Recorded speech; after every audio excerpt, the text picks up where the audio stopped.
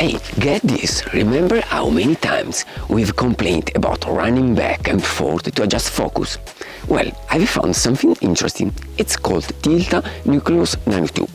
Says it can control focus remotely without needing an assistant. Cool, right? After 10 years of waiting on makeshift sets, I thought I'd seen it all. But this little gizmo, it might be a game changer for us solo content creators. You know what? I put it to the test. Did some crazy experiments, even long distance shots. Wanted to see if I could really save our backs. Wanna know if it works, if it can turn us into focus-pulling superstars? Come on, watch this review. Let's find out together if this little gadget can change our lives or if it's just another empty promise. What do you say? Curious? And if you till the end, I'm gonna reveal my best trick to shoot myself even from far away. Every time I had to shoot myself was a nightmare if the camera autofocus didn't work well, mostly in low light conditions. But with the Tilta Nano 2, everything is easier and focusing manually is got funny. With the Nano 2, I can control the main camera settings like ISO, aperture, shutter speed and start and stop recording. Wow, this is a great improvement for my life as a solo content creator. But all the glitters is not gold. The Nucleus Nano 2 has loads of functions, but this video isn't about analyzing all of them. You can check out Tilta's official videos for vetting in the description below. Instead, today I want to show you the features that are most useful for us solo content creators to make our lives easier during nature shots. First things first. Let's see how to install the focus motor and control wheel. Quick note, you'll need at least a camera cage to install these accessories. I'm using a smaller rig with various add-ons to make my work easier, but you can consider other brands too. Once you've opened your Nucleus Nano 2 box, start by positioning the focus motor like this. Bring the gear wheel close to the gear belt that you've already mounted on the lens. Just to be specific, I prefer using a seamless belt like this one. It makes using the motor much smoother, but you can always use the original belt if you want to save a few quid. Now it's time to power up the motor using the included USB-C cable. Connect it to a power source like a power bank or a VU battery like this one, which can actually power your camera and external motor too, all in one solution. Moving on to the control wheel, not much to do here, except checking it charged. Speaking of charging, the wheel supports fast charging with a dedicated USB charger. But here's our first snack. When you plug it into the charge, there is no visual feedback, no LED lights up. You have to turn on the wheel to check if the charging icon is active. It would be brilliant if the display showed this information even when powered off during charging. I connect the wheel to the camera in two ways. Directly to a NATO rail on the left side of the cage. The wheel has a built-in NATO clamp. Sometimes I prefer adding a side end with another NATO rail on the top, letting me position the wheel where I can see the display better and work more comfortably. Finally, we connect the motor to the camera with another USB-C cable to control camera function from the wheel. Simple and quick, right? Right, then we need to set up the camera to properly communicate with the Nucleus Nano 2. With my FX30, go into the menu, add to network, set transfer remote and turn on PC remote function. Then go to setup, find the USB and turn on the USB power supply. Now we can control the camera from the wheel. Just make sure the rotation limit switch is in the F mode first. Time to pair the motor with the wheel. Access the wheels menu, connect the 2.4G and turn it on. Select the communication channel, though it usually auto-select. Double-click the motor button to activate pairing. You should see a pairing request on the wheel display. Confirm it with the appropriate button.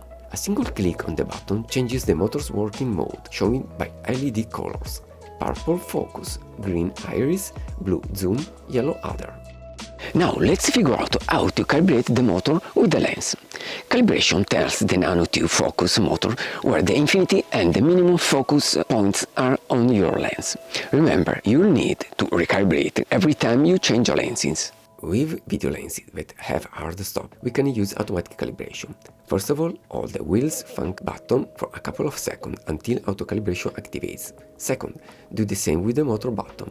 Third, if everything's working properly, the motor will automatically find the infinity and the minimum focus point. But with the photo lenses like mine, without physical stops, we need manual calibration. Go to the wheels motor menu, select focus, then manual calibration. Press calibrate, have a subject very close to the lens at minimum focus distance. Looking at the camera screen, rotate the Nano 2 wheel until the perfect focus. Confirm the position on the Nano 2 wheels. Now focus on something very far away, like a building or mountain. Confirm the position on the Nano 2. Done. The motor's now calibrating with your lens. The wheels display lets you control everything, including basic camera function like ISO, aperture, shutter speed, and starting stopping video recording. That is useful when you are filming yourself from afar. Now, no more running back and forth to the camera. One issue though, it won't change ISO on the Sony FX30, despite being listed as a feature. Might be a bug, but I haven't found a solution. If any of you know how to fix this, please drop it in the comments below. As you can see, I'm in these woods where lights are a bit scarce.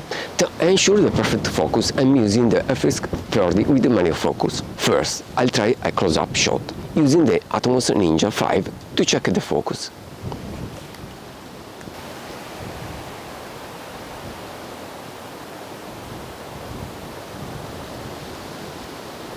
But what if I want to film myself from further away, even with an external monitor?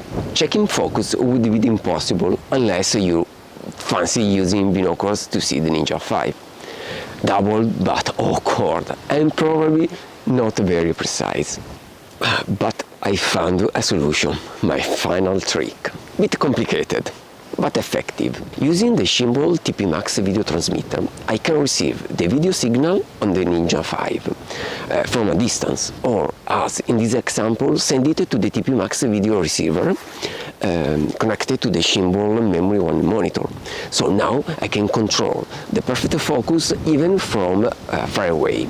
And not only that, I can check out the exposition with many tools of the monitor, like the histogram or the waveform, and changing the lens aperture I can decide to add more or less light in the scene. Pretty cool, does it? After months of testing, I've got mixed feeling about the Tilta Nano 2. As a solo content creator, it's constant camera back and forth. With the Gimbal TP Max, I can even work from greater distances, which adds serious flexibility. But let's be real, it's not perfect. I've encountered a few frustrating quirks that screams firmware update needed. No charging indicator. Seriously, Tilta, the locking function doesn't actually lock the focus. I couldn't change ISO value on my camera. Then there is the practical issue. Carrying all this gear, it's becoming a burden. Every nature shoot feels like I'm like a mini film studio. The wheel itself is another headache. Where do I even put it? My current patch solution, useless. Touch it and you'll accidentally shift focus. So, would I recommend the Tilta Nano 2? Here's the honest truth. For professional videographers wanting precise, creative manual focusing, absolutely. For my specific needs as a nature photographer, not so much. When I'm shooting myself or doing cinematic work, it's brilliant. But in a hide or out in the field, okay, my FX30's autofocus does the job perfectly well and without the extra weight and complexity. So what do you think about this Tilta Nano 2? Worth the money? For about 150 euros. You get the wheel and the one motors, plus some basic installation bits, and it works as promised. Adding the Gimbal TP Max that you can check out my review by clicking the link above, your life gets even better, especially when you are shooting solely in nature. So thanks for watching, and if you enjoyed this video, give me a like and subscribe to the channel. Let me know in the comments your thoughts and suggestions about the Tilta Nano 2. I'm pretty curious to know. See you in the next video.